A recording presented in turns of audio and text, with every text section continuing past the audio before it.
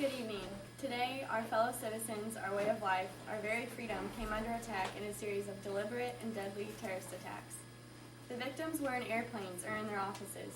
Secretaries, businesswomen, men and women, military and federal workers, moms and dads, friends and neighbors. Thousands of lives were suddenly ended by evil, despicable acts of terror. The pictures of airplanes flying into buildings, fires burning, huge structures collapsing, have filled us with disbelief, terrible sadness, and a quiet, unyielding anger. These acts of mass murder were intended to frighten our nation into chaos and retreat. But they have failed. Our country is strong. These are the very words spoken at the beginning of President George W. Bush's address on the day that defined his entire presidency, September 11, 2001, the day of the biggest terrorist attack on the U.S. I'm sure everybody here is familiar with the events that occurred on this day. For some of us, it will be imprinted in our minds forever. To refresh everybody's memories, I'm going to give a little recap of the tragic events that took place on 9/11. On September 11, 2001, 19 al-Qaeda militants hijacked 4 airliners and carried out suicide attacks against the United States. They targeted specific buildings, including both towers of the World Trade Center in New York City and the Pentagon right outside of Washington, D.C. The 4th plane target is unknown. It crashed in a field in Pennsylvania due to passengers taking control of the hijackers. Over 3,000 people died on this tragic day, more than 400 of them being rescue personnel. These terrorist attacks led to Operation Enduring Freedom. On October 7th, America invaded Afghanistan with efforts to oust the Taliban group and destroy Osama bin Laden's terrorist network. It only took 2 months for U.S. forces to effectively remove the Taliban from operational power. The war continued, though, as Osama bin Laden remained at large until May 2nd, 2011. Bush was president during the al-Qaeda attacks on 9/11. That evening, Bush was finally able to return to the White House, obviously due to security reasons. He then delivered a speech addressing the United States citizens. In his address, Bush aims to provide a sense of security and strength for our country, as well as grief for those who have lost their life or lost a loved one in the attacks. In his address, Bush declares several statements that foreshadow a counterattack by the U.S. and provide a sense of security within our country. These statements include: immediately following the first attack, I implemented our government's emergency response plans. Our military is powerful and it's prepared. I have directed the full resources of our intelligence and law enforcement communities to find those responsible and to bring them to justice. We stand together to win the war against terrorism. And America has stood down enemies before, and we will do so this time. None of us will ever forget this day. Yet we go forward to defend freedom and all that is good and just in the world. These few statements show the strength of our country, as well as Bush's strength as president of our country under attack. According to WhiteHouse.com, in 2001, George Bush, the 41st president and George W. Bush's father, declared that his son faced the greatest challenge of any president since Abraham Lincoln. I wholeheartedly agree with this statement. Being able to contain your sanity and not break under the stress of being a leader of a country under attack is an immense challenge that George W. Bush had to face.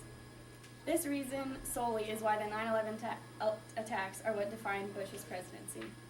Though Bush provides a sense of strength in his address to the U.S., he also takes moments to grieve and show sorrow for those who are suffering the heartbreaking attacks. Bush says to the people of the U.S., "Tonight, I ask for your prayers for all of those who grieve and for the children whose worlds have been shattered, for all whose sense of safety and security has been threatened. And I pray that they will be comforted by a power greater than any of us." Spoken through the ages in Psalm 23, "Even though I walk through the valley of the shadow of death, I fear no evil, for you are with me." Bush's condolences here do not change the fact that over 3,000 people died in an attack that could have been prevented. But it does show the American people that he's thinking and praying, as well as many others, for those who are suffering from the loss of a loved one. It is very sad that it takes something as terrifying and agonizing as 9/11 attacks for this change to be made.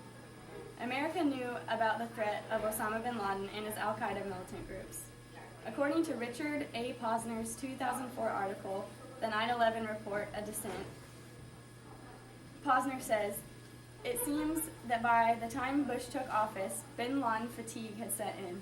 No one had practical suggestions for eliminating or even substantially weakening al-Qaeda. It thus is not surprising, perhaps not even fair criticism, that the new administration treaded water until the 9/11 attacks, but that's what it did." Changes implemented on the U.S. post 9/11 attacks are far and wide, most of which can be found in Brian Johnson's 2011 article, Top 10 U.S. Government Changes Since 9/11. One large change Johnson includes in his article is the USA Patriot Act. This is an act of the U.S. Congress that was signed into law by President George W. Bush on October 26, 2001. According to Johnson, the act greatly reduced restrictions that were placed on law enforcement agencies and gave them the ability to search telephone, email communications, medical, financial, and other records. It eased restrictions on the foreign intelligence gathering within the United States and expanded the Secretary of the Treasury's authority to regulate financial transactions. The Patriot Act expanded the definition of terrorism to include domestic terrorism, thus enlarging the number of activities to which the powers can be applied. Although some see it unfair that a government is allowed to interfere with our so-called privacy, they do it as means of protecting our country.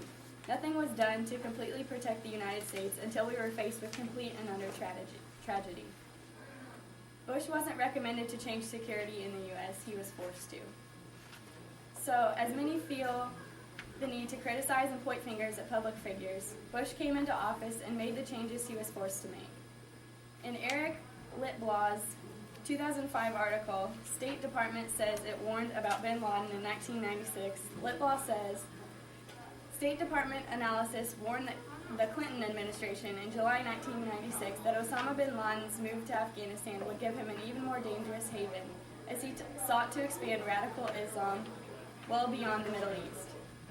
This means that Clinton knew about the threat of an attack for 4 years, yet he chose not to implement any changes in U.S. security. Bush wasn't able to strive for the changes he had planned for America due to him being a president of war. He protected the U.S. from any more attacks during his presidency, and his changes in security are still effective today. Bush effectively handled the situation he was given and addressed the public properly in his 9/11 address, following through with everything he stated and implied in the address. Thank you. Okay, sorry to